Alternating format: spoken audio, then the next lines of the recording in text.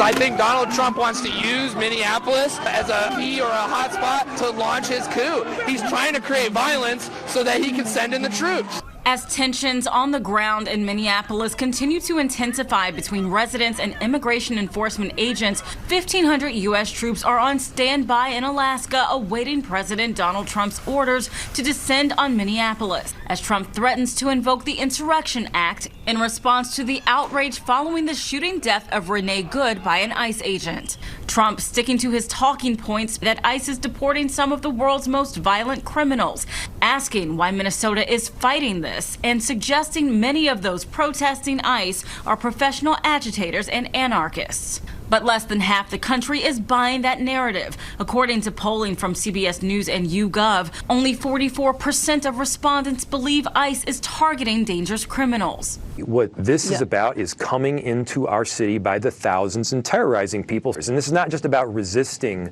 Trump. This is about loving and caring for the people that call this city home. Now, lawmakers in Washington are threatening ICE's funding over the chaos playing out in Minneapolis.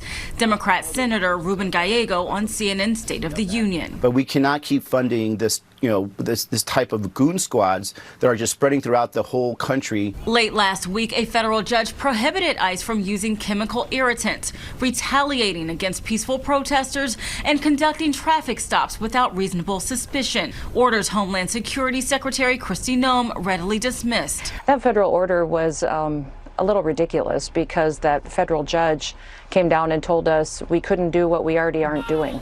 We only use those chemical agents when there's violence happening and perpetuating, and you need to be able to establish law and order to keep people safe. That same CBS poll showing 54% of Americans believe Trump's policies are decreasing peace and stability at home and the rest of the world.